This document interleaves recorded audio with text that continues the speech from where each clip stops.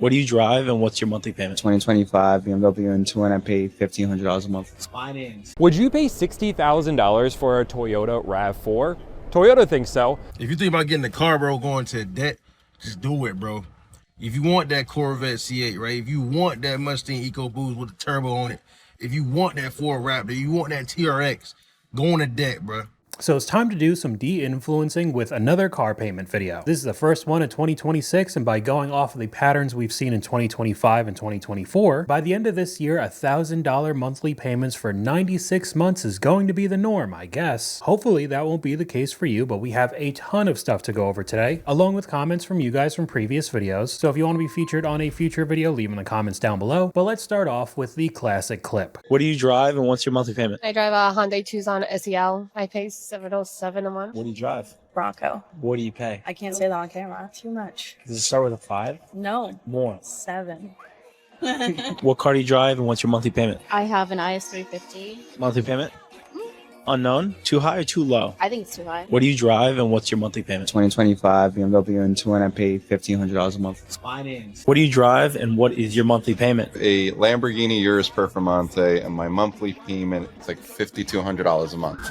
Okay, so we'll just go straight over to the comments. 707 for a Hyundai, $5,200 a month. He can't miss a day of work or get fired. $5,200 monthly payment to drive around a gamer mouse is wild. I thought that one was pretty good. I mean, I know it's a Lamborghini, but it is just a reskinned Audi Q8. On top of it being the SUV and not one of the cars, I can't justify it being worth it. Another good point here, if you have to finance a Lambo, you can't afford a Lambo. $1,500 for an M2 is wild as well. And a comment from you guys goes perfectly with this. How do you work at a dealership and still get the bad deals? My guess is that it's another version of keeping up with the Joneses, your co-workers, along with your entire work life just being centered around vehicles that are coming out constantly. That translates into higher and higher monthly payments. Here are 3 numbers that show just how expensive it is to buy a new car and to pay for it every month. Experian says that in the third quarter, the average amount borrowed was more than $42,300, up about $1,300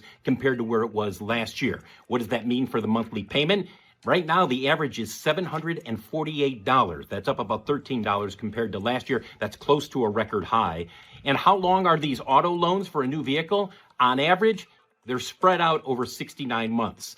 But keep in mind, 1 out of every 3 people, they're going to take out a loan that goes over 6 years, most of those being 7-year loans, and a growing number of people are taking out 8-year loans. And I don't see this trend stopping anytime soon if people keep buying, because as we're going to see in a second, the new model years just keep increasing in price. And we got another comment from you guys here. The cars that should be $30,000 are now priced at $45,000. And we got a perfect clip to go with that, the brand new RAV4s. Would you pay $60,000 for a Toyota RAV4? Toyota thinks so, but some of the interior feels like this is a $30,000 car. Let me let you hear what it's like to open this.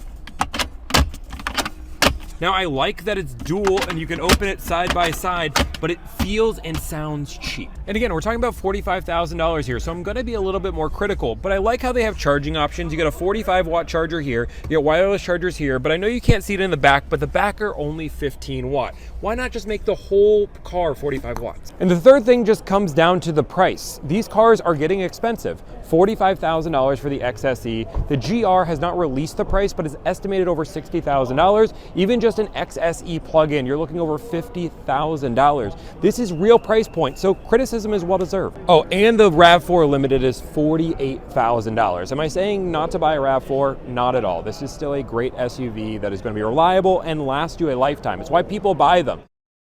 But it doesn't matter because the prices are just out of control. It's still a RAV4 at the end of the day. You probably see them driving around all the time wherever you live, but it's not really the biggest SUV, and it could get up to $60,000 now. Get a new Lexus RS at that price point. Honestly, I kind of agree. Why would you spend that kind of money on a Toyota RAV4 when you could literally get a BMW X3 brand new for the same price and get a way better vehicle? I agree with the price similarities, but I don't think the X3 is nearly as good of a vehicle. You're just paying for the the BMW logo on the front and back. I still remember some of the clips we went over with the X3 and X5, all the plastic bits in the interior, while it's at that $50,000-$60,000 price point. At least with the RAV4 it would be more reliable, or as reliable a modern car could be in today's world, because every manufacturer has a bunch of problems these days. I stopped watching when you said $60,000 for a Toyota. Toyota's completely lost their minds. It's a $35,000 vehicle at best. Short answer, no. Long answer, no. I remember when $60,000 bought you a luxury car, and in most cases when we're talking about the term length, they're not even going to last. We have a comment from you guys. 84 months of car payments, the car won't even last that long. And when it comes to the next clip, I hope this is just bait for engagement, because that's probably going to be the case when we're talking about this Hyundai. How much you put down? $1,000. How much is your payments? $600. And how long you financing? For life. Mind you, the car's only worth $24,000 to $30,000. Why is she paying over $100,000 for it? I don't know, because this is yet another TikTok that has popped up. A dealership in Dallas, Texas. I don't know if this is a buy here, pay here. But yeah, people are definitely getting rinsed when it comes to these deals. We got another clip on screen. Got approved for a Honda Civic, but my APR is 21%, and they want $4,000 down. The car is only $14K. And with the creator turning off the comments, I venture to guess that everybody said, do not do this. This is a terrible deal. But if you ever see any of this kind of stuff walking into a dealership looking at vehicles, I would 100% turn around and never look back. Anytime the dealership got you running around cutting bowls, hitting drums, and hitting Asian gongs, well, congratulations. You just got bent the over. Minus $70,000, 23% interest. I bought a car in cash and I didn't even get a handshake, because that means they can't make even more money off of you. This would have had me canceling the paperwork. They've been trying to get rid of that car for months. Humiliation Ritual, I mean, this one was rough. But now we can get into some of the car trends that will not die on social media. The girl math clips. I'm just a girl. You should go out and buy the car you want, even if you can't afford it. It'll make you work harder, or you absolutely need to get some big giant pickup truck because you're a man. It just gets to be so tiring after a while. Girl math is buying a mom car in your 20s so that for the next 10 plus years you don't have to go out and repurchase a new vehicle to fit all the kids you're gonna have.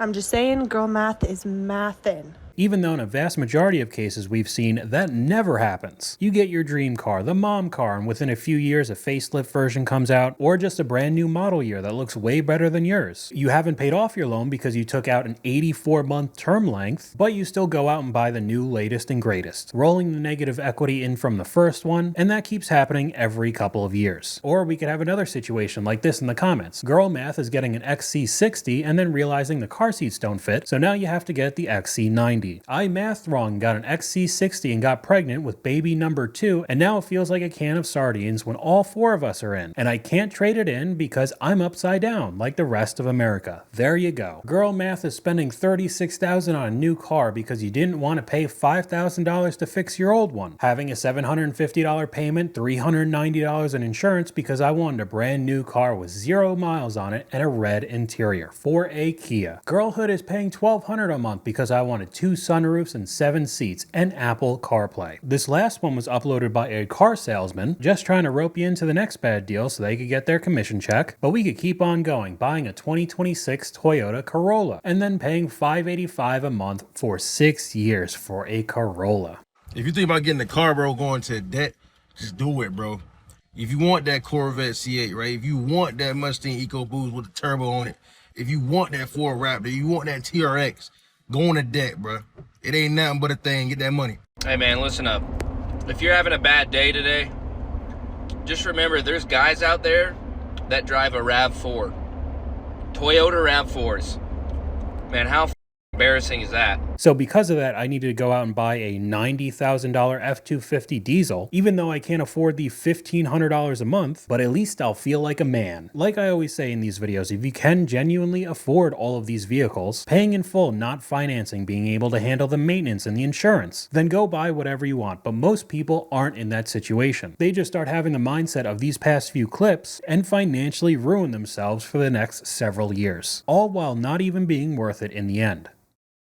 I bought an awesome car, but now I'm completely over it. This is it right here. It's a brand new BMW M3 Competition, and I spent a pretty penny on this thing, and for the first few months, I was absolutely in love. Don't get me wrong, it's really fun to drive. It's very exciting. Tons of people make comments on it, and that's never happened to me before. But after about, let's say, 6 months, all of the excitement kind of just faded away, and now it's just become normal to me. And you see, I've seen the same thing happen to me so many times in my life before. I get this idea of something that I think is really cool. It's gonna make me really happy. I spend all this time and focus going after it. And then when I get it, it's not anything what I thought it was going to be. And then eventually down the road, it just becomes my new normal.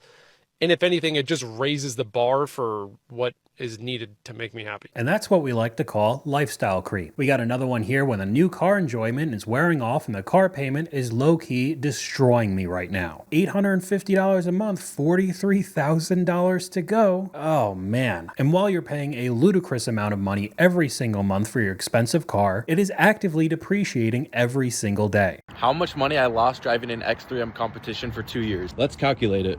So when I was 22, I bought this X3M. I bought it for $56,886. After sales tax and fees, it came out to $63,999. The day I purchased the car, I put down $20,000. I've made 23 monthly payments totaling $19,136. I've put 17,055 miles on the car. On average, I get about 14 miles to the gallon. Assuming 380 a gallon, we're at $4,630 in gas. I spent $2,000 on tires. I pay roughly $130 a month for full coverage insurance, which is $2,990. I could probably sell the car for about $45,000 right now. I owe $27,000, so that gives me $18,000 of equity. So my total cost was $48,756 minus my $18,000 in equity,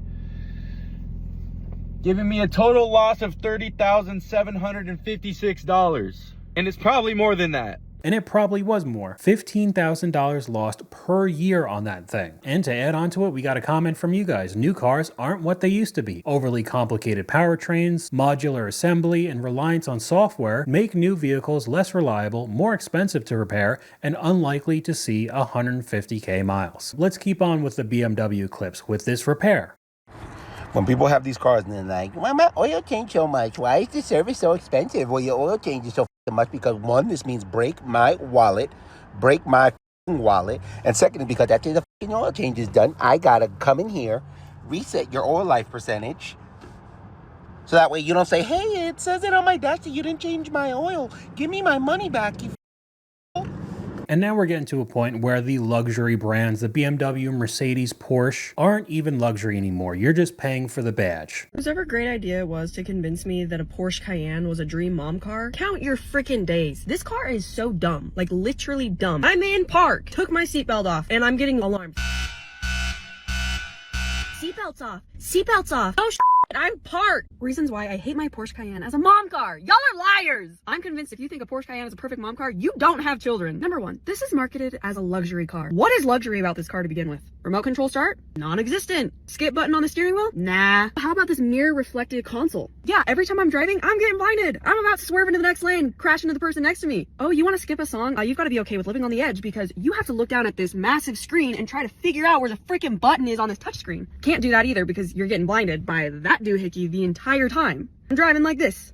Every time you get out of the car, yeah, the seat's actually going to reset. So when you go to get your son out of the car seat in the back, the chair is actually going to push back on his car seat and you're literally not going to be able to get him out until you get back in the front seat, move the seat forward, leave the car on, then get your son out of the back, and then turn off your car and shut the doors. This clip isn't even halfway done yet. That's how many more problems she's having with this Cayenne. And I'm not sure what trim level she has, but regardless, this is a very expensive SUV. Even the base model is $89,800, 90 grand. The E-Hybrid Coupe is $101,000. The S Coupe is $108. The SE Hybrid Coupe is $110. GTS Coupe is $129. The Turbo E Hybrid Coupe is $161, and the Turbo GT is $205,000. But let's go over to another vehicle that is a classic dream car or mom car and see how much money you actually need to make to comfortably afford it.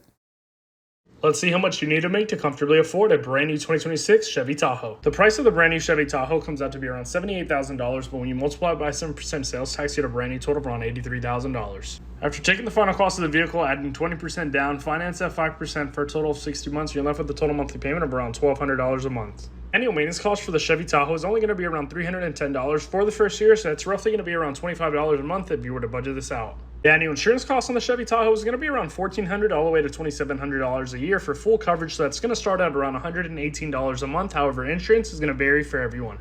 The estimated annual fuel cost is going to cost you around $4,100 all the way to $4,200 a year, so on the low end, that's going to be around $341 a month if you were to budget this out.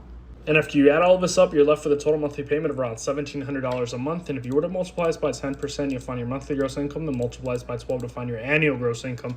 And you roughly should be making around $209,000 a year to be able to very comfortably afford a 2026 Chevy Tahoe. Do you think everyone who's driving around in one of these SUVs is making almost $210,000 a year? I highly doubt it. We got another comment from you guys right here. Simple motto I go by, your car payment should never be more than your mortgage or rent. And that's not the case sometimes when we're talking about the Escalades and the Suburbans, or even this Jeep Wrangler. Over $106,000, and look at this payment, $1,560 for 84 months, discounted to $96,000 for a Jeep Wrangler. This is a situation that Jeep's in. They really think their customer base is going to be a $97,000 Jeep at a $1,560 payment. Some people's mortgage on a Jeep Wrangler. This is completely insane, and this dealership still has 2023s on their lot, 2023 Dodge Challengers that have been sitting for over 939 days, and I'm going to go ahead and show them to you in a minute. This is how long